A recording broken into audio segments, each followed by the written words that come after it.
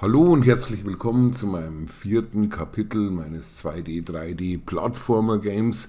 Ich habe mir jetzt hier mal die Mühe gemacht, zusammenzuschreiben, was unser Charakter eigentlich alles können soll oder muss.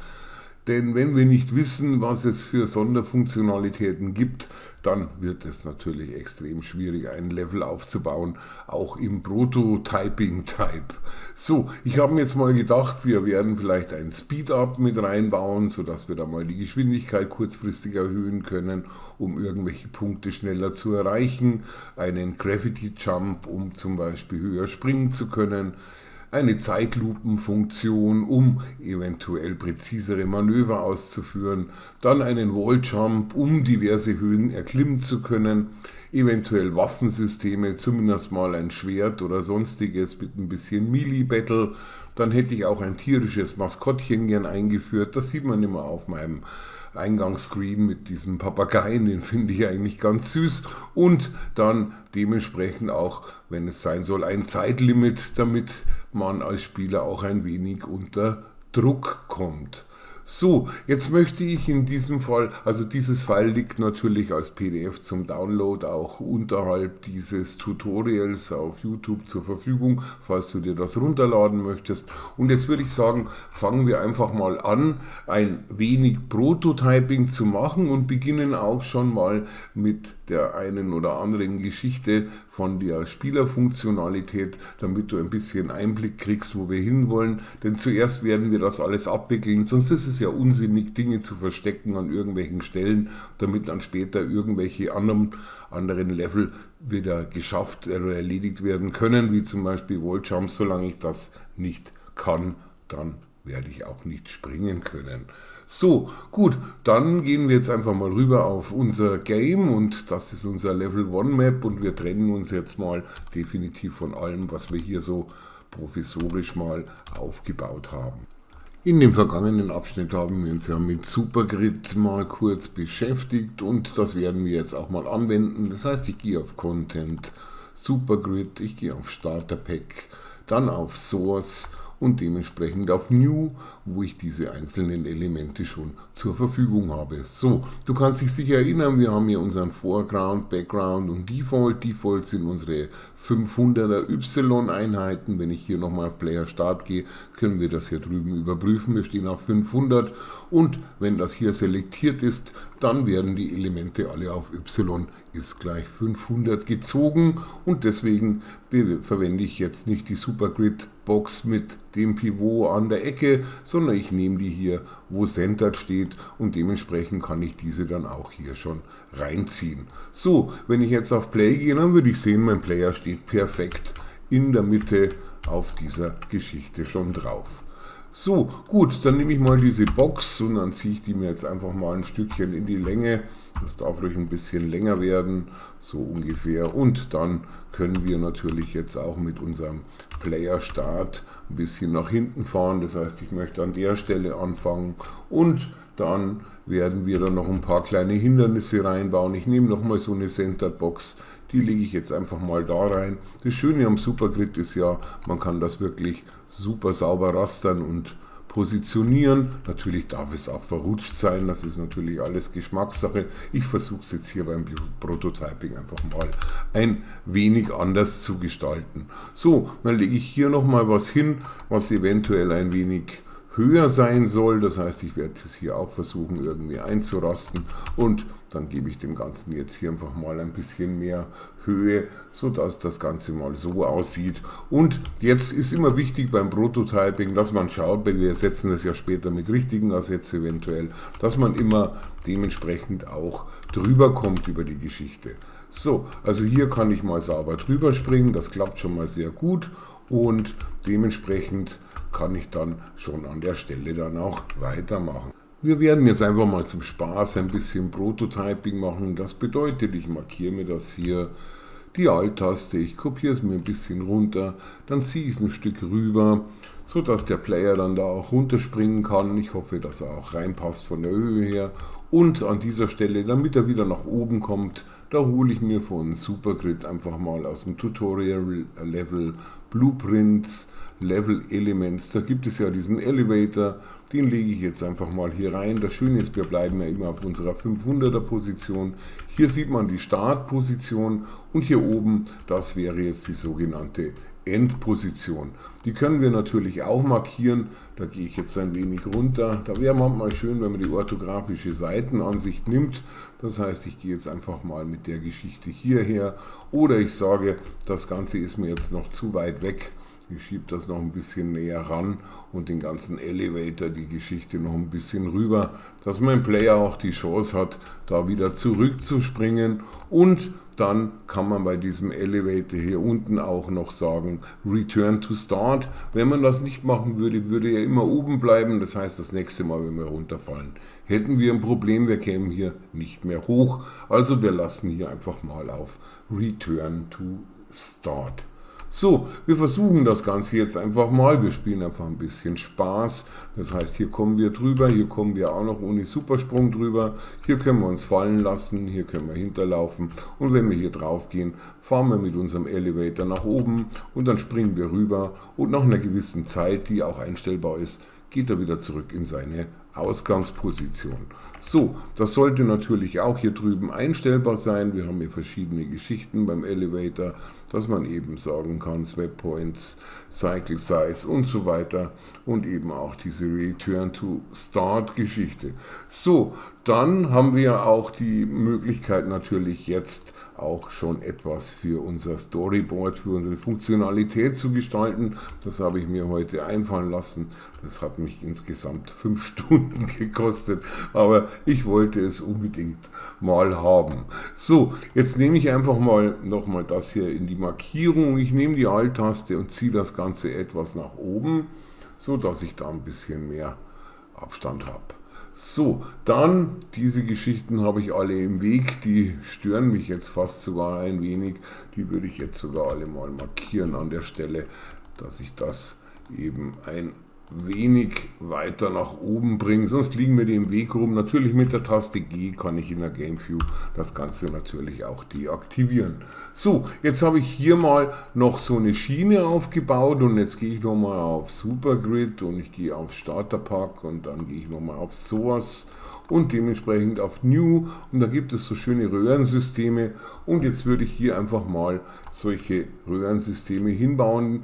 Die werden sich jetzt sozusagen dann auch dementsprechend hier so einreihen. Wichtig wäre nur, dass mein Player dann da unten auch etwas durchkommt. Das heißt, ich werde jetzt einfach mal versuchen, hier so eine Röhre hinzubauen.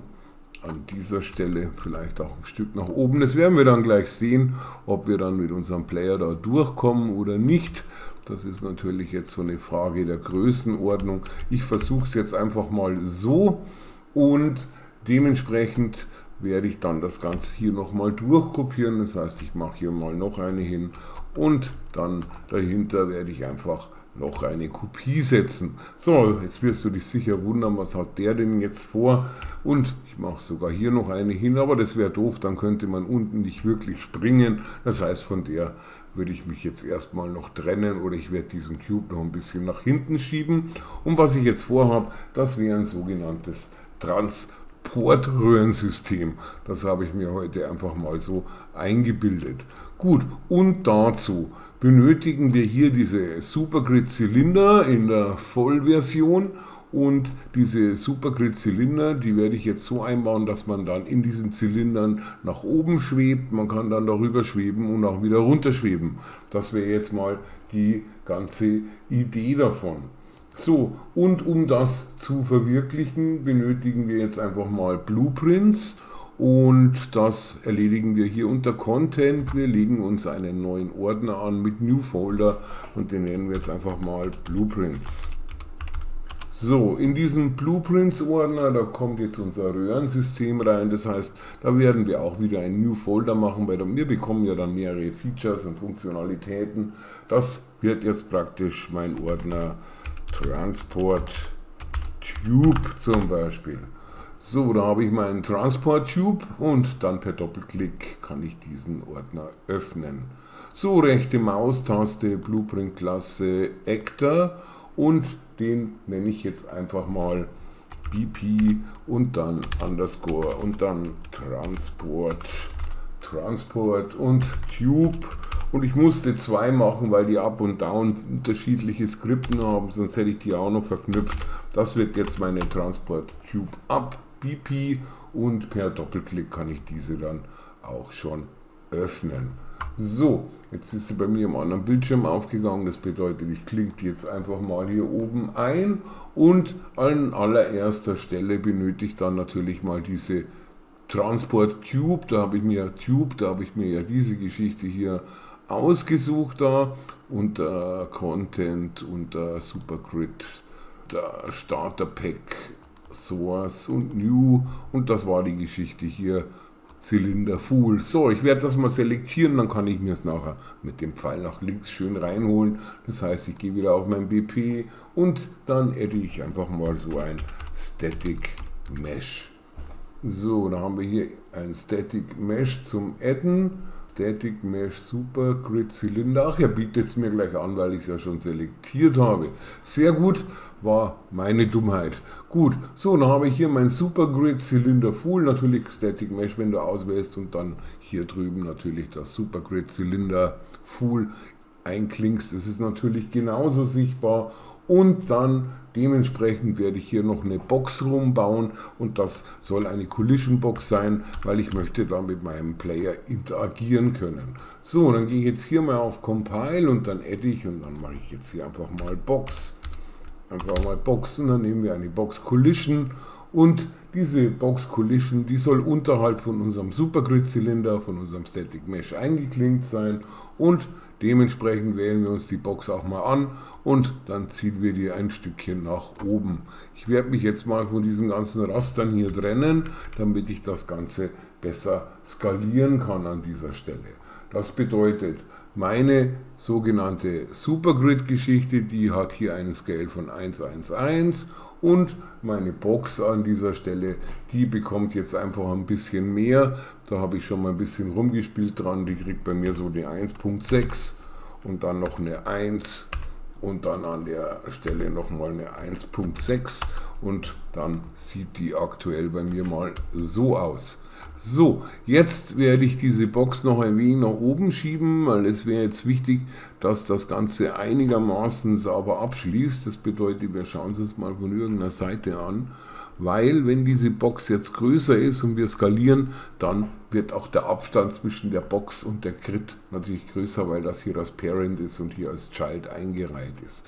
Das bedeutet, wenn ich mit der Box jetzt noch so ein kleines Stück, also ein bisschen schadet nicht, ich lasse es jetzt einfach mal so stehen, wie es ist und dann dementsprechend gehe ich dann hier wieder zurück. Gut, dann gehen wir jetzt mal auf Compile und Save und jetzt könnten wir uns dem Ganzen natürlich noch widmen und dem gleich ein anderes Material zuordnen. Das heißt, wir gehen auf unser Static Mesh und an dieser Stelle holen wir uns ein Supergrid Holo, heißt sich das. Ich gebe mal einfach mal ein Supergrid Holo Mono, glaube ich war es. Genau, das ist mein Supergrid Holo Mono oder wir nehmen nicht das Holo Mono, wir nehmen das Holo Color. Dann können wir auch noch mit den Farben ein wenig spielen. So, dann haben wir hier schon mal diese Geschichte drin. Und jetzt, wenn ich da wieder auf mein Level wechsle und dann an dieser Stelle werde ich jetzt einfach mal diese Geschichte einbauen. Das heißt, ich gehe auf Content, auf Blueprints, auf meine Transport Cube und die lege ich jetzt hier einfach mal ab oder ich gehe hoch, drücke die Ende-Taste und wenn ich das natürlich jetzt nach oben ziehe, dann dementsprechend wird sich auch meine Box also meine Collision Box mit nach oben ziehen. Und um das zu kontrollieren, können wir auch auf die Box gehen. Wir gehen hier drüben auf Hidden in Game und schalten das Hidden in Game einfach mal aus, damit wir sehen, das ist unsere Box und die ist praktisch von unten bis oben und umrandet sozusagen unsere Column.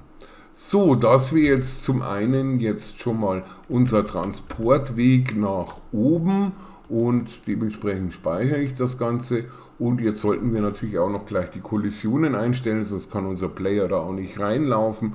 Das bedeutet, wir gehen hier einfach mal auf Call und dann haben wir hier Block All Dynamic, das können wir natürlich nicht brauchen. Wir nehmen hier ein Overlap All Dynamic, also drüben bei Collision Presets Overlap All Dynamic und bei der Box-Hub wird das sowieso automatisiert eingestellt. So, dann haben wir das soweit schon mal mit drin und damit können wir an dieser Stelle schon mal in unsere Geschichte hineinlaufen. So, jetzt sieht das Ganze aktuell so aus und es gibt natürlich hier jetzt einiges an Einstellungsmöglichkeiten. Und die werden wir jetzt natürlich noch versuchen zu manipulieren. Wir haben natürlich jetzt bei unserem Transport Cube verschiedene Geschichten noch dabei, dass man da eben noch sozusagen dann übers Material diese Farben und Bewegungen steuern kann.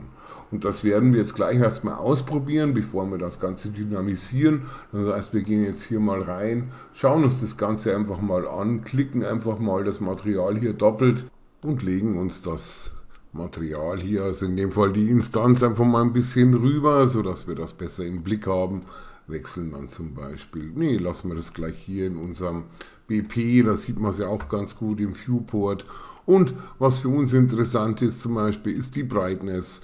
Da können wir natürlich hier dran drehen. Und ich gehe jetzt zurück auf Default, weil ich möchte es später im Construction Script parametrisieren. Dann haben wir hier die Primary Color, die man sozusagen auch wiederum verändern kann.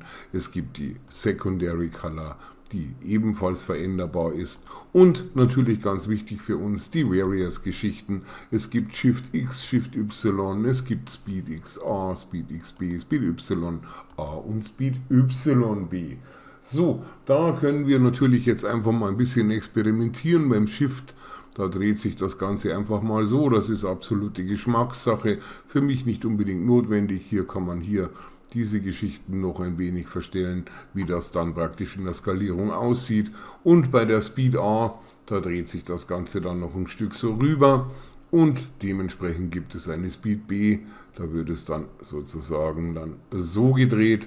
Und die Geschichte, was für mich interessant ist, ist die Speed A selber. Das geht hier von oben nach unten. Das würde bedeuten, man kann sich jetzt hier in dieser Transport-Tube nach unten bewegen und wenn ich dem Ganzen jetzt zum Beispiel ein negatives Vorzeichen geben würde, dann würde es sozusagen so aussehen, als würde es nach oben gehen.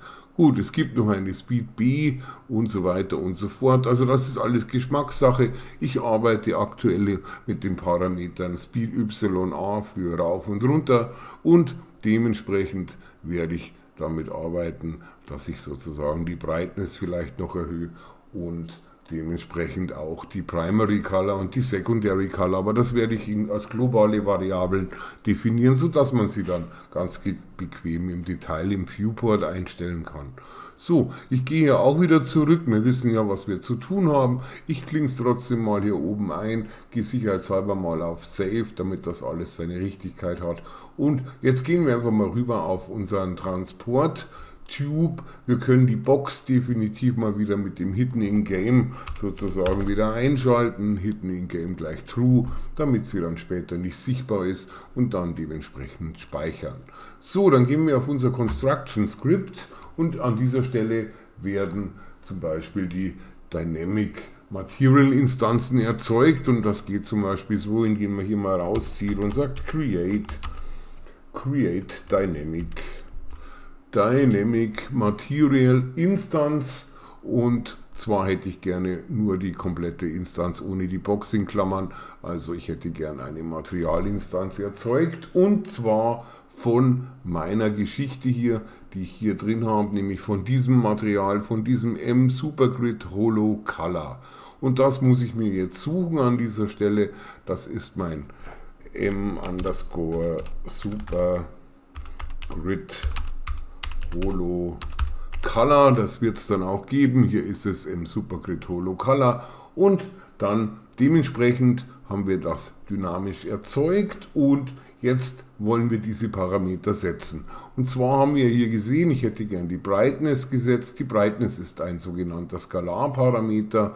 Wem das jetzt nicht ganz klar ist, man kann ja hier sozusagen auch auf das Material, auf das Parent-Material zugreifen per Doppelklick oder wahlweise über Hierarchie hier oben einfach mal auswählen. Und dann sieht man auch schon, wo die Parametrisierungen drin sind.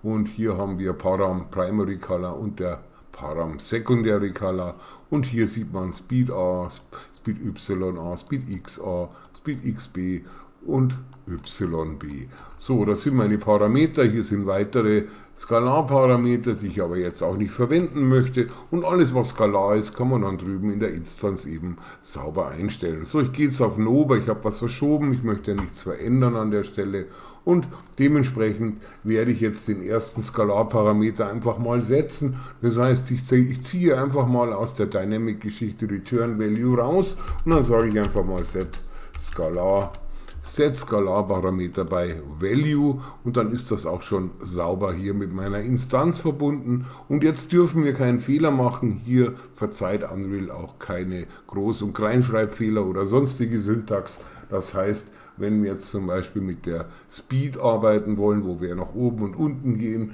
mit der Speed YA und so weiter, dann sollten wir die Geschichte uns ganz genau anschauen. Und hier steht Speed YA. So, das sollten wir uns jetzt entweder merken oder wir kopieren es uns raus. Das können wir jetzt machen, wie wir wollen. Ich hoffe, wir merken es uns mal. Speed groß Y unterstrich A und das schreiben wir hier jetzt einfach mal rein. Und zwar Speed Y unterstrich A. Falls was nicht funktioniert, dann haben wir uns hier verschrieben und haben einen Rechtschreibfehler.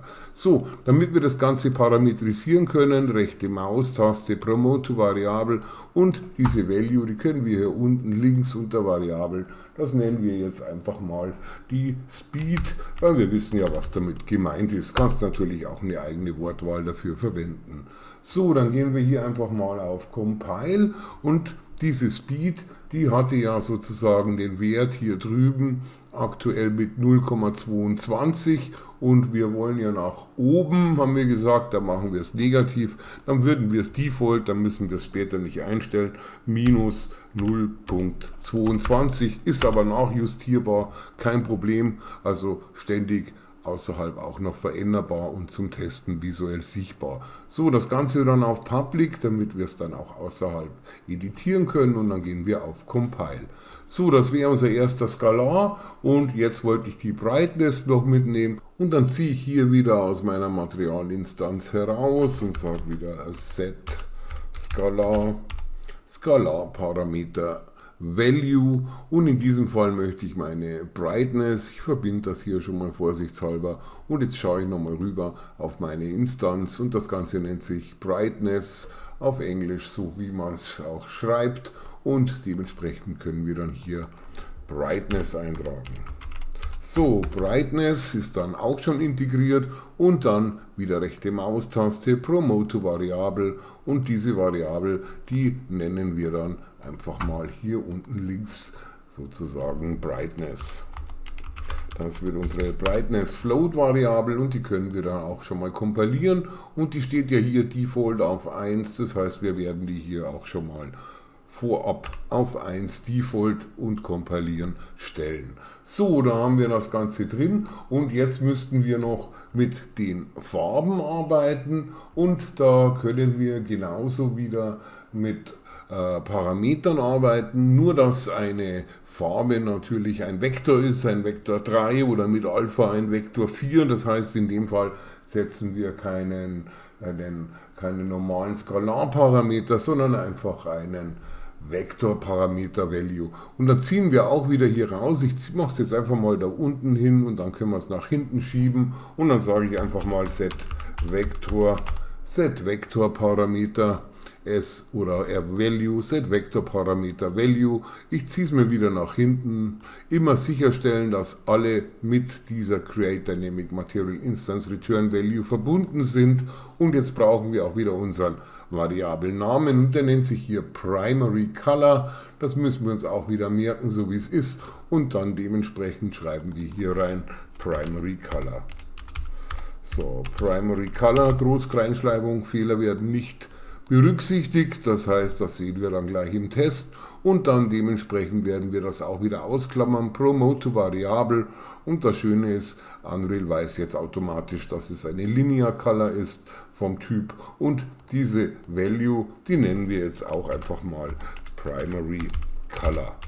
So, da haben wir unsere Primary Color auch schon drin, die können wir kompilieren. Die hat aktuell keine Farbe, die stellen wir uns dann nachher einfach mal ein. Und dann zu allerletzt benötigen wir noch die letzte Farbgeschichte und die holen wir uns auch wieder hier aus der Instanz raus. Wir ziehen hier raus, sagen wieder Set Vector Parameter Value und dann können wir das Ganze hier sauber hinten wieder einklinken und dann müssen wir uns bloß noch überzeugen, wie der Parameter heißt. Das heißt, wir wechseln auf die Instanz und der nennt sich dann Secondary Color. So, dann schreiben wir hier rein Secondary Color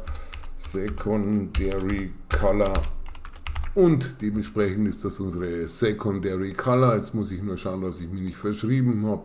Secondary, genau, ich habe mich verschrieben. Ich habe nämlich noch ein I zu viel. Secondary Color. Jetzt kopiere ich mir das Wort trotzdem gleich raus, weil ich benötige es ja auch sofort in meiner Variable Promotion. Das heißt, ich setze das runter und die Value unten links, die nenne ich jetzt einfach mal Secondary Color. So, jetzt hoffe ich, dass ich mich natürlich nicht verschrieben habe. Jetzt machen wir die alle natürlich auch noch public an dieser Stelle und dann gehen wir hier auf Compile.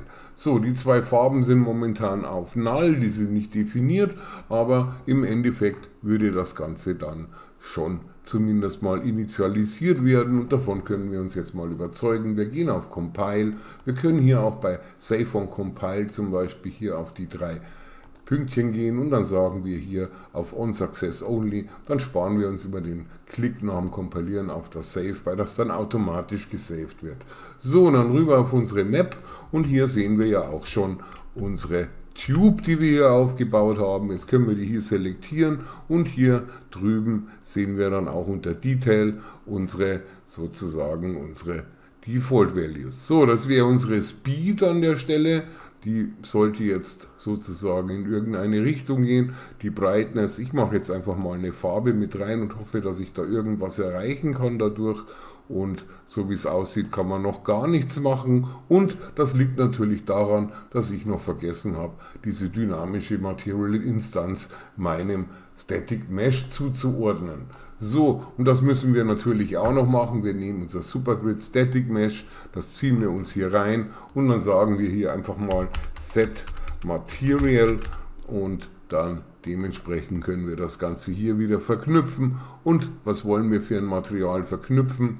Wir wollen das Material verknüpfen, das wir hier dynamisch erzeugt haben. Das heißt, wir gehen von der Return Value aus der Create Dynamic wieder raus, ziehen das bis hier hinter und hier rein und hier Element Index 0. Es gibt ja auch Assets mit mehreren Materialien, in verschiedenen Array, also Indizierungen, und in unserem Fall hat unser Supergrid Static Mesh nur ein Element 0. Das bedeutet, das ist Element Index 0. Da sind wir praktisch perfekt vorbereitet. So, und jetzt geht es auch schon los. Ich gehe jetzt hier auch schon nach oben, weil jetzt geht auch meine minus 0,22. Ich kann hier an der Brightness drehen. Das sollte zumindest auch funktionieren. Das versuche ich jetzt mal hier zu tun. Genau, man sieht da eine Veränderung. Das heißt, mein Parametername, ich habe mich nicht verschrieben. Mit der Farbe kann ich auch spielen. Da gehe ich jetzt einfach mal auf grün. Ich teste nur einfach mal durch, dass ich keine Schreibfehler mit drin habe. So, dann lasse ich meins jetzt einfach mal so stehen und sage, das ist jetzt meins nach oben. Du kannst es einstellen, wie du willst. Du kannst dann noch an den anderen Parametern drehen oder sie parametrisieren, damit das Ganze eben noch von links nach rechts scrollt und umgekehrt. Aber ich lasse meins einfach mal so stehen. So, wenn ich jetzt auf Play drücke, passiert natürlich auch nichts. Ich kann maximal mal kurz hineinlaufen und hochspringen, aber ich werde natürlich nicht nach oben gezogen. So, und das werden wir jetzt gleich einmal erledigen, indem wir jetzt nochmal auf das BP Transport Cube ab BP wechseln und dann gehen wir rüber in unseren Event Graph. So, von den drei vorgeschlagenen Events, von denen trenne ich mich, die benötige ich nicht an dieser Stelle. Wir haben ja hier unsere Collision Box außen rumgezogen, die sich ja aufgrund, dass sie sich als Children einreiht, sozusagen ja mitskaliert, und dementsprechend werden wir die Box abfragen, wenn wir in die Box drin sind, also overlappen, dann wollen wir nach oben gezogen werden oder nach unten, je nachdem, wie wir das jetzt dann einstellen. und wenn wir die Box praktisch verlassen, dann wollen wir wieder auf den Boden fallen. So, das geht jetzt auf zwei Wege. Wir gehen auf die Box, wir können hier drüben im Detail nach unten scrollen, dann haben wir hier sozusagen die ganzen Event-Geschichten und Komponent Hit und so weiter, Begin Overlap. Man kann hier auf Plus drücken oder wahlweise, bequemerweise mache ich so, rechte Maustaste, Add Event und Komponent Begin Overlap. So, das wäre mein Overlap, wenn ich drüber gehe, und dann benötige ich noch einen zweiten, das heißt, wenn ich die Box wieder verlasse, auf End Overlap. So, jetzt wollen wir schauen, was wollen wir overlappen. Unser Player soll ja diese Cube, diese Röhre overlappen, und normalerweise macht man das jetzt mit einem Cast zum Player, aber ich bin kein Freund von einem Cast, bei einem Cast, der man immer die ganze Klasse in den Speicher lädt, und das ist einfach zu viel, und wenn man das zu oft macht, geht es doch ein wenig auf die Rechenleistung. Der schönere Weg wäre jetzt zum Beispiel, dass man das über einen Tag setzt und das Ganze über ein Interface abwickeln, und das werden wir jetzt einfach mal machen. Das ist nicht so kompliziert, wie es klingt. Das bedeutet, wir holen uns jetzt zuallererst mal unseren Player, den finden wir unter Content, Third Person, Blueprint, und unserer heißt ja immer noch BP Third Person Player. So, dann bleiben wir hier oben im Komponent auf der Oberliga BP Third Person Character, und im Detail, da suchen wir einfach mal nach Tag, und hier gibt es unten unter Actor Advanced gibt es Tags mit 0 Array-Elemente, und da machen wir einfach ein Plus rein, und da können wir so viel reintun, wie wir wollen. Ich nenne meins einfach mal Player, weil dann weiß ich, das ist mein Player. So, mein Player hat jetzt einen Tag mit dem Namen Player, und das kann ich jetzt sozusagen abspeichern. Gut, wenn wir jetzt zurückgehen auf unsere Transport Tube, dann müssen wir jetzt nicht mehr hier so diesen Cast to Third Person Player und dann den mit den Other Actor verbinden, sondern in diesem Fall machen wir hier einfach einen Branch, und wir fragen jetzt einfach mal nach, ob dieser Overlapping Actor hier, dieser Other Actor, einen Tag hat. Und da können wir hier eingeben has Tag. Dann haben wir Actor has Tag, und dann müssen wir natürlich wieder die gleiche Schreibweise beachten. Also bitte, wenn du hier Player eingegeben hast, gerne auch kopieren, aber ich denke, man kann sich das gut merken. Man muss dann hier das exakt so integrieren. So, wenn dieser Overlapping Actor den Tag Player hat, das ist ja auch schön, weil man könnte dann sagen, alle Enemies, muss man immer speziell sagen, dieser Enemy, der Oberboss, bla bla bla, sondern einfach, wenn der Masterklasse Enemy Tag hat, dann werden alle berücksichtigt, die eben mit diesem Tag bestückt sind. So, und damit man das Ganze dann weiterverarbeiten kann, benötigen wir ein sogenanntes Interface. Und das Interface wird dann in unserem BP Third Person Character verankert wie ein Custom Event oder wie eine Function, die wir über den Cast dann aufgerufen hätten. Und übers Interface ist es natürlich wesentlich komfortabler und auch sehr speichersparend. Und dazu legen wir uns jetzt einfach mal so ein Interface an. Das heißt, wir gehen zurück auf unseren Level, und ich gehe da rein jetzt in unsere Blueprint-Geschichte, auch wo es hingehört. Blueprint, das ist mein Transport-Tube, und da kommt mein Interface mit dazu, weil es ist ja auch eine Blueprint-Variante und es ist ja auch zugehörig zu meinem Transport-Tube. So, dann können wir hier rechte Maustaste, wir gehen einfach mal auf Blueprint, und dann sagen wir hier mal Blueprint Interface, und das nennen wir einfach mal BPI underscore, und dann einfach, wie soll man es nennen, Interaction. Nennen wir es Interaction, egal wie, das ist immer Geschmackssache, einigermaßen, dass du Bescheid weißt, was das machen soll. So, und dieses Blueprint Interaction, das öffnen wir jetzt einfach mal. Das sieht jetzt ganz simpel so aus, und es bietet hier die Möglichkeit, Funktionen zu adden. Und ich nenne jetzt hier, gebe dem Ganzen jetzt mal eine Funktion, die heißt jetzt einfach mal Turbo, nee, nicht Turbolift, wir haben die Sachen ja genannt, Transport Tube, dann nenne ich es auch so. Dann nenne ich es Transport Tube, das ist meine Funktion Transport Tube. Und was möchte ich jetzt mit der sagen? Ich würde das Ganze über die Gravity steuern, das heißt praktisch, ich gehe ins Negative, dann schwebt er nach oben, gehe ich ins Positive. Wir haben die ja zu Beginn mal auf 3 eingestellt, weil wir praktisch dann auch höher springen in der Z-Value, in der Velocity. Falls du dich erinnern kannst, glaube ich, das war im ersten Abschnitt.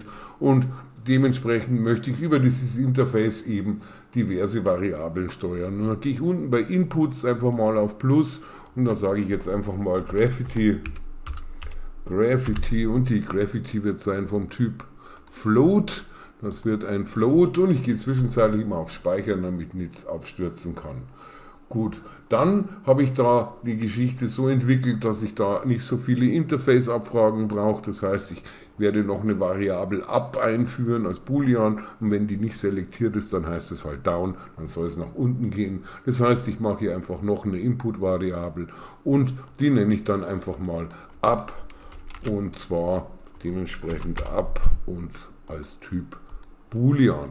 So, dann kann ich das Ganze kompilieren. Die Sachen bekommen aktuell ja keine Werte und das ist jetzt sozusagen unser Interface. Ich lasse es mal auf, was wir noch mal reinschauen wollen und dann dementsprechend können wir uns ja auch mal von dieser Hologrid Color Instanz trennen und jetzt gehen wir zurück auf unser Transport Tube Up Geschichte und da können wir jetzt einfach abfragen. Wir haben jetzt gefragt, hat die Overlapping-Geschichte, hat der Actor den Tag Player, ja, den hat er, haben wir ihn eingetragen.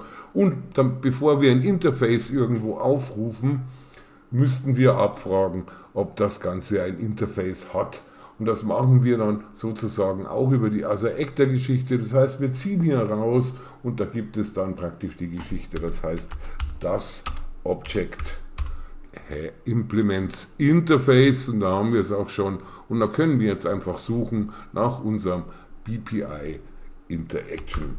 So, BPI, da heißen wir unsere so, das ist unsere BPI Interaction und wenn das true ist, das heißt wir gehen hier wieder mit einem Branch raus, dann ist die ganze Sache erledigt, dann können wir absolut sicher unser Interface aufrufen, weil das ist ja dann auch bei diesem Objekt, bei diesem Other-Actor, wo den Tag Player hat, auch vorhanden. So, aktuell ist es noch nicht vorhanden, das bedeutet, wir werden jetzt dieses Interface erstmal anlegen. Das ist aber auch sehr simpel, wir gehen auf unseren Third-Person Character und dementsprechend müssen wir ihm das Interface zuweisen und das machen wir hier oben über den Class Settings, das heißt wir wechseln hier rüber, dann gibt es hier unten Implemented Interfaces, da steht aktuell No Interfaces und da adden wir einfach unser BPI und da heißt es BPI Interaction und dann gehen wir hier auf Compile und dann sehen wir hier drüben schon auf der linken Seite, hier gibt es die Rubrik Interfaces, Transport Tube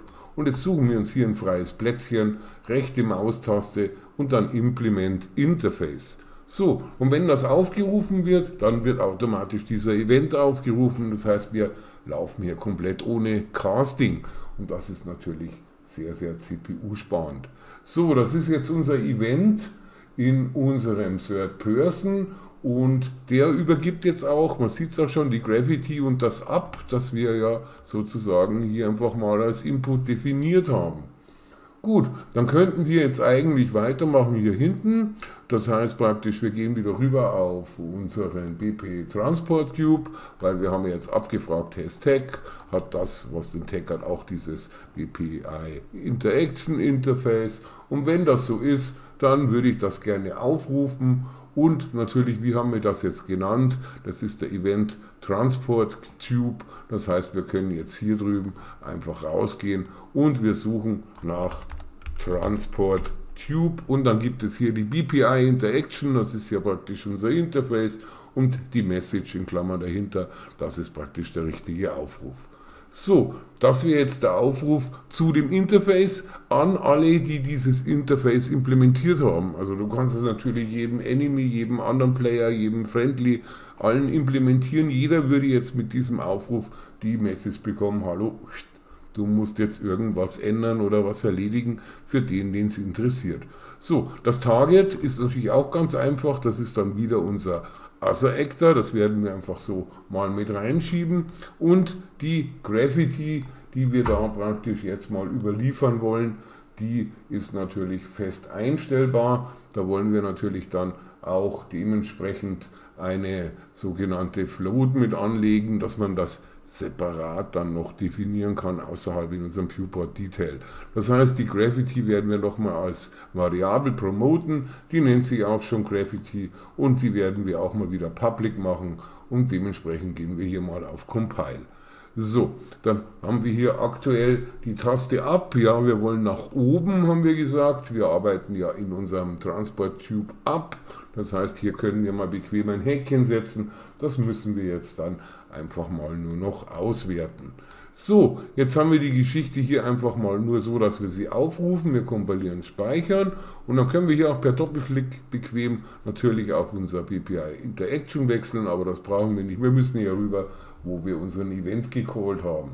So, und dann gehen wir jetzt hier raus und dann sind wir natürlich in unserem Third Person, wo wir unser Character Movement haben, wo die Gravity drin ist. Das heißt, wir ziehen das raus, dann holen wir uns hier Set Gravity Scale.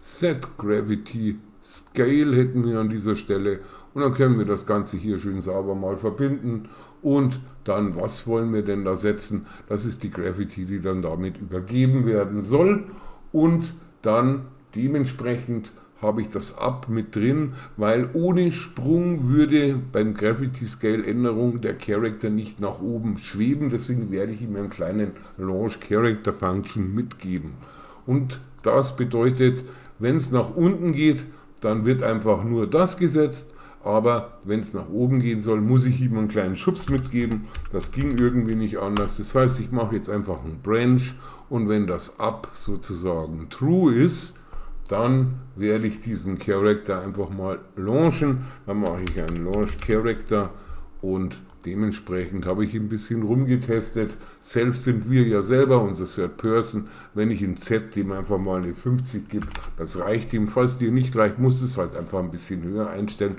So mit 10 bin ich nicht ganz so zurechtgekommen. So, und damit kriegt ihr an der Stelle jetzt einfach mal einen Schub. So, und das war es auch schon. Und wenn wir jetzt einfach hier mal reinlaufen würden, dann müssten wir den kleinen Schub kriegen und wir werden jetzt einfach nach oben schweben. Wenn wir hier rausgehen, schweben wir natürlich jetzt immer weiter, ganz klar. Da haben wir natürlich jetzt keine besondere Wirkung. Das heißt, wir werden auch nicht noch weiter nach oben schweben, weil wir haben aktuell Gravity 0 eingestellt. Das ist natürlich die eine Geschichte. Wir werden an der Stelle mal eine Gravity einstellen von, würde ich mal sagen, so minus 0,5. Jetzt schauen wir mal, was wir da alles haben an der Gravity selber. Wir haben hier Primary Gravities aktuell 0. Wir wollen jetzt mal richtig nach oben, minus 0,5, minus 0,5 und dann dementsprechend, wenn wir jetzt da loslegen, dann geht es auch schon schneller nach oben. Hätte aber den Nachteil, wir werden natürlich immer weiter nach oben gehen, weil wir die Gravity ja nie zurücksetzen. So, und dazu werde ich jetzt einfach mal die Geschichten hier ein bisschen noch verschieben. Das heißt, ich werde das vielleicht noch ein bisschen nach drüben ziehen oder ein wenig breiter machen, so dass das auch mit dem Elevator wieder passt. Und dann dementsprechend können wir ja diese Sachen hier mal selektieren. Ich denke, das ist eh zu niedrig alles. Das heißt, ich werde die mal durchselektieren und ein wenig nach oben ziehen und auch ein wenig rüber. Und dann kann ich hier praktisch erstmal meinen Player Start noch ein bisschen rüberrutschen und dann gehe ich mit der Sache einfach mal hier hin.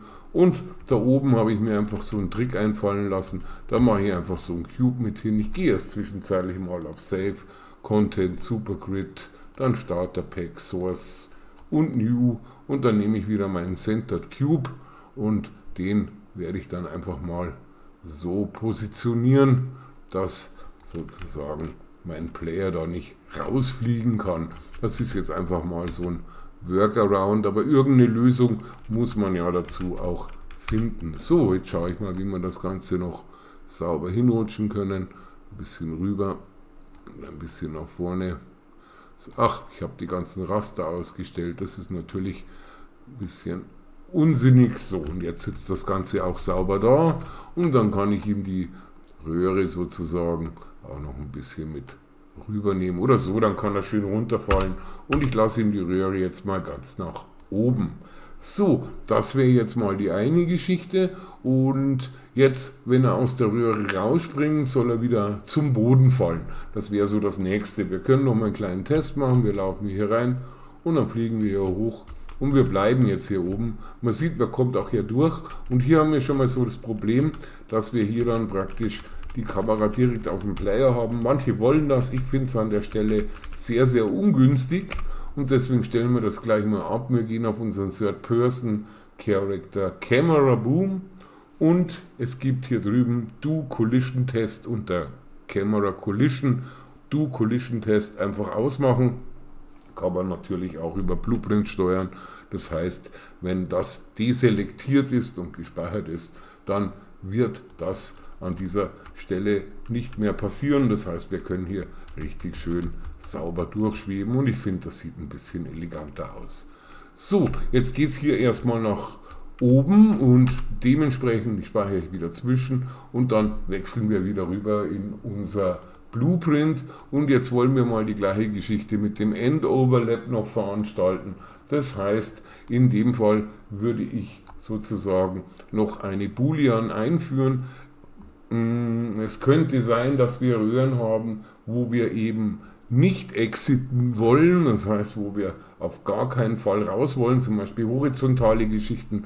Und ich erzähle es gleich, wir machen einfach noch eine Variable exit oder exit Fragezeichen als Boolean und die werden wir ebenfalls mal auf Public stellen. So, die wird von Default ist exit auf jeden Fall mal auf false, wenn man speichert. Und jetzt gehen wir hier einfach mal raus und werden einfach mal eine Branch aufziehen für das Exit. Dann machen wir Branch und dann fragen wir einfach mal ab, ob Exit gewünscht ist. Und wenn Exit gewünscht ist, dann wollen wir ja auch exiten und dann dementsprechend müssten wir jetzt wieder das ganze andere runterkopieren. Da kommen wir gar nicht drum herum. Das bedeutet, wir nehmen uns alles, was wir hier so haben und machen mal STRG D, legen uns das Ganze dann hier an und dementsprechend können wir dann bei Exit True hier reingehen und dann nicht vergessen, natürlich jetzt die Other-Actor-Geschichten hier rein für den Tag, dann nochmal hier für die Abfrage, für das BP Interaction Interface und natürlich dann auch nochmal für ganz hinten für das Target selber, für das sogenannte Turbo Transport Tube Geschichten Interface. So, das wäre jetzt, wenn Exit gewünscht ist, dann wird auch Exit erledigt. So, und dann gehen wir einfach mal auf Speichern. Ich mache es nochmal langsam, dass jeder sieht. Ist eigentlich das gleiche wie oben, nur dass wir eben hier sagen, dann an der Stelle eben nicht die Graffiti, das machen wir nämlich hier raus. Und wir haben ja Default, nochmal zur Erinnerung, Camera, Character, Movement, Graffiti. Wir haben ja eingestellt 3, das war ja Geschmackssache. Diese Dinge sollten wir nachher in einem Player-Controller auslagern. Ich notiere es mir jetzt gleich mal auf einen Zettel, dass ich das nicht vergesse. Ein Player-Controller, damit wir solche Variablen dann auch im Griff haben, damit wir die reinholen, weil sonst müssen wir immer nachschauen, okay, wir haben dann normalerweise 3, okay, verstanden, und dann will ich zurück, wenn ich rauskomme, natürlich auf 3, weil sonst fliege ich ja immer wieder weiter nach oben. So, Player Controller machen wir natürlich in einem anderen Abschnitt. So, jetzt gehen wir hier nochmal auf Play und wenn ich jetzt hier reingehe und wenn ich rausgehe, dann sollte ich eigentlich nach unten fliegen und das passiert mir an der Stelle anscheinend noch nicht. Und das liegt jetzt daran, dass ich natürlich den Boolean Exit, den Detail, nicht auf True gesetzt habe. So, einmal, wir wollen Exit, das bedeutet, ab jetzt wird die End-Overlap-Geschichte auch berücksichtigt und wir werden dann sozusagen wieder mit Graffiti 3 zum Boden gezogen, wenn wir unsere Collision Box sozusagen verlassen. So, das ist die eine Geschichte und jetzt können wir uns zum Beispiel so eine Column auch mal querlegen. Das heißt, ich werde jetzt die einfach mal durchkopieren, dann drehen wir uns die sozusagen um 90 Grad rüber. Ich schiebe die mal nach oben, sodass die da ein bisschen schön da einigermaßen drin ist. Ich würde ein bisschen Abstand lassen, weil sonst haben wir ein End-Overlap und ein Begin-Overlap und dann kann es sein, dass es runterfällt. Das ist noch ein bisschen tricky. Wie gesagt, ich habe da heute sehr lange rumprobiert, aber ich finde es eigentlich ganz interessant, wenn es dann dementsprechend so arbeitet. Und jetzt können wir natürlich hier an der Stelle das auch natürlich länger machen und das werde ich auch. Ich ziehe das jetzt mal bis hinter, sagen wir mal bis zu dieser Stelle. Das heißt, wir lassen es, sagen wir mal, bis hier und dann könnten wir da unten zum Beispiel Speere hinmachen oder irgendwelche Sachen, wo man halt einfach nicht durchkommt und wo man schon mal dieses Gimmick braucht, damit man überhaupt diese Transporter-Tubes überhaupt benutzen kann. So, und diese Geschichte hier, die ich hier kopiert habe, die bekommt jetzt kein Exit. Das heißt, das Exit schalte ich hier an dieser Stelle einfach mal aus. Und wenn ich das Ganze jetzt einfach mal versuche, dann kann ich, Moment, jetzt habe ich wieder momentan keine Geschwindigkeit im Play, ich probiere es nochmal, dann kann ich jetzt hier rein, ich kann hier raus und dann geht es hier drüben auch schon weiter, hier geht es runter und hier kann ich zum Beispiel auch, runterfallen kann ich auch noch, das heißt, ich kann hier schön rüber, dann kann ich mit dieser Transportpipeline rüber und jetzt brauchen wir eigentlich nur noch eine, die nach unten geht, weil diese hier ja sozusagen jetzt keinen Exit bietet. So, dementsprechend werden wir jetzt eventuell die Farben hier noch ändern. Das können wir ja sauber einstellen für jedes einzelne Objekt. Das heißt, ich habe hier eine gewisse Brightness wieder. Dann sage ich, die wo nach drüben gehen. Ich mache sie einfach mal ein bisschen bläulicher, dass das einfach anders aussieht. Die Laufrichtung finde ich auch ganz gut. Es ist eigentlich egal, wie es rum das läuft. Und von der Brightness her bin ich eigentlich auch zufrieden. Und die Speed ist in dem Fall nicht interessant, weil wir ja mit der Graffiti sowieso immer ganz oben dranhängen. So, dann gehe ich nochmal als Test hier rein. Ich muss leider nochmal starten, weil ich habe irgendwie Rechnergeschwindigkeitsprobleme. Und dann kann ich hier sauber durch die ganze Sache durch. Und das bedeutet, jetzt versuchen wir das Ganze mal noch mit dem Down zu programmieren. Gut, dazu gehen wir jetzt einfach mal wieder auf unseren BP Transport Cube ab und da haben wir ja diese Geschichten hier, nochmal zur Erinnerung, Begin Overlap eben, dass wir die Graffiti ändern und da schalten wir wieder zurück auf unsere 3 und fürs Down, da werden wir jetzt keinen großen Beinbruch machen, sondern wir gehen einfach auf Content, wir gehen auf Blueprint, wir gehen auf unseren Transport Cube Ordner und hier machen wir einfach bei unserem Up ein Duplicate, Steuerung D oder hier oben rechte Maustaste Duplicate und dann nennen wir das Ganze eben einfach mal Down.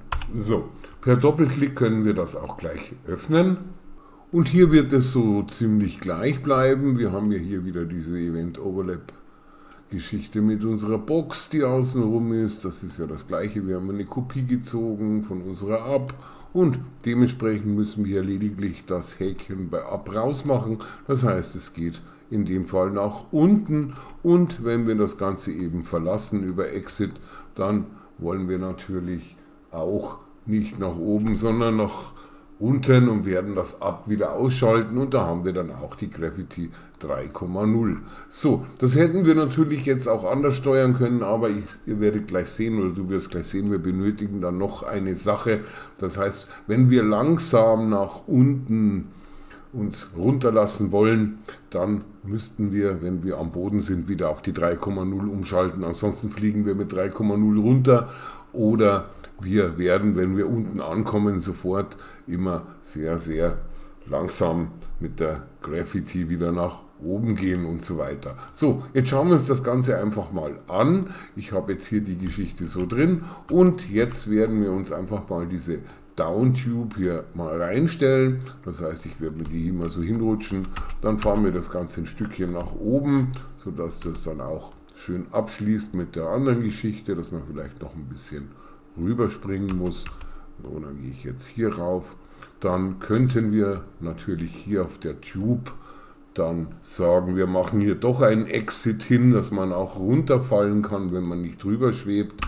Das heißt, wir gehen hier noch ein bisschen rüber vielleicht und dementsprechend verschiebe ich das noch. Das ist noch ein bisschen unsinnig, ist ja nur alles Prototyping, Spaß aktuell. Und an dieser Stelle werden wir jetzt einfach bei der Speed einstellen, mal ein positives 0,22, dass es so eine Art Down-Bewegung macht optisch. Das tut es jetzt auch an der Stelle. Und als Farbe gebe ich dem Ganzen jetzt einfach mal ein Rot. Das ist einfach nur Spaß von mir, damit man dann einfach mal ein bisschen Unterschied sieht. Du kannst dir natürlich selber Farben aussuchen für Up und für horizontal, also für quer und für eben die vertikalen Up- und Down-Geschichten. So, und dann lasse ich das Ganze so stehen. Die Brightness kann ich auch noch ein bisschen erhöhen. Das ist auch in Ordnung. Und bei der Graffiti sollten wir jetzt natürlich auch noch was einstellen. Die Graffiti selber, die haben wir ja da drüben eingestellt mit minus 0,5. Dann gehe ich jetzt hier einfach mal auf 0,5. So, dann haben wir das alles eingestellt und dann können wir das Ganze auch schon testen. Und wenn ich jetzt hier mal reingehe, ich muss leider öfter von vorne anfangen, wie gesagt, sonst müsste ich meinen Rechner neu booten. Und jetzt gehe ich hier rein, hier kann ich runterfallen, wenn ich nicht schnell genug bin. Ich kann hier rüber. Wenn die Abstände größer sind, dann muss man schon ein bisschen Gas geben, dass man das noch erreicht. Und hier falle ich jetzt einfach runter. Das war natürlich jetzt nicht im Sinne des Erfinders. Ich probiere es jetzt einfach nochmal. Jetzt gehe ich nochmal nach oben, dann gehe ich nach drüben und hier müsste mich das Ganze dann im Down-Modus erwischen, was es aber dementsprechend jetzt nicht tut. Ich versuche nochmal so reinzuspringen, dann geht es anscheinend langsamer nach unten. Das heißt, ich habe hier noch ein kleines Overlap-Problem, das werden wir aber jetzt gleich mal lösen. Also hier kommen wir ja schon mal rein. So, dann versuchen wir das Ganze noch ein bisschen auszubalancieren. Ich gehe jetzt hier mal noch ein Stück weiter rüber und das Ganze ist sowieso noch zu niedrig, weil ich aktuell mit meinem Player definitiv schon auch hier reinspringen kann und das soll ja auch nicht sein. Das bedeutet natürlich, dass ich hier meine Geschichten noch dementsprechend etwas nach oben schieben werde, sozusagen, dass ich das Ganze noch viel weiter hochrutsche, dann werde ich dem Ganzen noch ein wenig mehr Spielraum geben. Ich werde es ein bisschen rüber tun, dass es ein bisschen lustiger aussieht. Player Start sich auch noch ein bisschen rüber und die Geschichte, wo ich mir jetzt nicht ganz sicher bin, was da los ist mit dem Down, das werde ich mir jetzt gleich als nächstes mal anschauen. So, dann gehe ich jetzt hier mal auf Start. Dann müssten wir hier schön sauber nach oben fliegen. Dann geht es runter und wieder hoch. Das sieht total interessant aus, weil wir ganz kurz unsere Gravitation verlieren. Und hier geht es langsam nach unten. Genau, und jetzt springen wir aber schon wieder viel zu hoch. Das heißt, wir haben unten zwar die Geschichte, dass wir langsam runtergehen. Das sind unsere 0,5. Die kann man natürlich auch noch langsamer einstellen dann, dass man einfach dann sagt 0,2. Das können wir natürlich auch mal ausprobieren, indem wir da mal hinlaufen. Das ist natürlich alles Geschmackssache, wie schnell noch. Das finde ich eigentlich ganz witzig, wenn man hier so rüber und dann so reinschwingt. Finde ich sehr interessant. Und hier geht es jetzt langsamer nach unten, aber unten behalten wir natürlich die 0,2 und diese Geschichte müssen wir natürlich jetzt noch nachbessern und das ist auch der Grund, warum ich hier 2 Blueprints benutze. Also wir wechseln jetzt einfach wieder auf die Down-Geschichte und dementsprechend benötigen wir noch eine Collision Box, das heißt wir adden hier an der Stelle noch eine Box und zwar nehmen wir wieder eine Box Collision und die haken wir wieder bei der Supergrid Box ein und die nennen wir jetzt zum Beispiel in Ground Box. Das wird unsere Ground Box und diese Ground Box, die formen wir uns jetzt so hin, dass die sozusagen jetzt hier unten hier das Ganze abschließt am Boden. Das bedeutet einfach mal auch über die Perspektive gehen, über Left. Dann sieht man dann schon, dass das Ganze sauber unten abschließt und das Ganze soll bewirken, dass wenn unser Player schön langsam nach unten sinkt, dann nicht die 0,2 oder 0,5 Gravity behält, weil dann springt er wieder so hoch, sondern diese Groundbox soll dann wieder diese Dreier Gravity umschalten, die wir ja dann noch in unserem Player-Controller verankern wollen. So, gut, dann schaut das Ganze dann so aus, also die Box ein bisschen plätten und dann anpassen und dementsprechend dann im Event-Graph machen wir dann hier wieder bei der Ground-Box einfach Add Event, wir machen On Component Begin Overlap und wenn wir das Ganze overlappen, es hat nichts mehr mit Exit zu tun, weil wir verlassen ja nicht sozusagen unsere Säule, sondern wir können uns diese Geschichten hier hinten kopieren. Steuerung D, da gehen wir einfach so hier rein und dann wird das Ganze verbunden, also diese Exit Branch wird sozusagen außen vor gelassen und dann der Other Actor ist wie üblich der Tag und dann natürlich auch das Interface, was abgefragt wird und hier hinten natürlich dann dementsprechend auch unser Interface selber, unser Transporttube und da gehen wir wieder auf Gravity 3. So, dann haben wir hier die Geschichte auch noch bei der Landung mit drin. Ich hoffe, das ist klar. Hier geht es darum, langsam nach unten, aber dann würden wir immer noch mit Gravity 0205 fahren, also schalten wir erst hier auf 3. Oder wenn wir diese ganz normale Collision Box verlassen, dann wollen wir über diesen Exit-Schalter das Ganze natürlich auch noch verändern. Darauf achten, hier beim Down ist überall bei Up ein False, also hier sind keine Häkchen drin an der Stelle in unserem Interface Transport Tube, und dann gehen wir einfach auf Compile und dann gehen wir einfach nochmal auf Play und dann werden wir die ganzen Geschichten mal testen. Das heißt, ich gehe hier rein, ich gehe hier raus, dann habe ich wieder meine 3er Gravity, hier gehe ich hoch in einem Tempo 05, hier kann ich lustig rüberschwingen, falls ich es irgendwie schaffe. Okay, jetzt habe es mir mal gelungen und jetzt geht es hier langsam nach unten. Wenn ich hier rausgehe, sollte es eigentlich umschalten auf die 3, das hat es jetzt auch noch nicht gemacht, hier geht es runter und dementsprechend muss ich das leider nochmal schnell versuchen. So viel Zeit müssen wir haben, weil es ist ja doch ein bisschen komplexer, aber ich denke, es ist ein sehr schönes Gimmick. Und jetzt gehen wir hier runter und wenn ich hier rausgehe, dann geht nichts, aber ich habe den gleichen Fehler gemacht wie immer, ich habe mein Exit hier unten nicht anselektiert. So, gut. Jetzt machen wir noch den letzten Test. Wir gehen nach oben, wir kommen raus, wir haben wieder die 3. Wir können hier schön hoch, wir können hier rüber, wir können auch hier wieder weiter schwingen. Wir kommen hier raus, wir könnten hier runterfallen, ganz klar, das ist auch ein Test. Und dementsprechend klar, weil wir das auch auf Exit geschalten haben hier oben. Und wenn wir aber hier ein bisschen flotter rüber gehen, dann können wir hier rüber. Oder wir fallen auch gleich wieder runter, das geht auch. Und dann sind wir wieder auf 3 und jetzt der allerletzte Test, wenn wir natürlich dann komplett nach unten kommen, dann muss natürlich unser Ground Box agieren und uns wieder von den 02 oder wahlweise 05 umschalten auf die 3 und das tut sie auch. So, das war's an der Stelle jetzt mal soweit. Ich hoffe, es hat Spaß gemacht. War doch über eine Stunde, aber ich denke, es ist ein wahnsinnig lustiges Gimmick mit so einem Röhrensystem, dass man sich irgendwo mal dann die Option holt in irgendeinem Versteck oder bei einem Endgegner, dass man diese Dinge benutzen kann, sodass sich das ganze Spiel irgendwie entwickelt.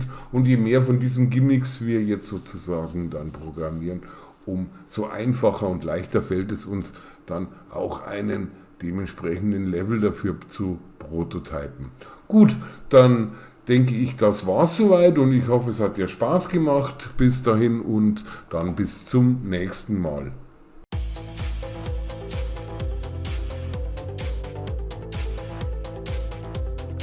Also haut rein, bleibt cool und bleibt am Ball. Tom verabschiedet sich. Bis zum nächsten Mal. Bei Fragen und Anregungen wie immer unter dem Video einen Kommentar hinterlassen. Und bitte nicht vergessen, ein Like und ein Subscribe, wenn es dir gefallen hat.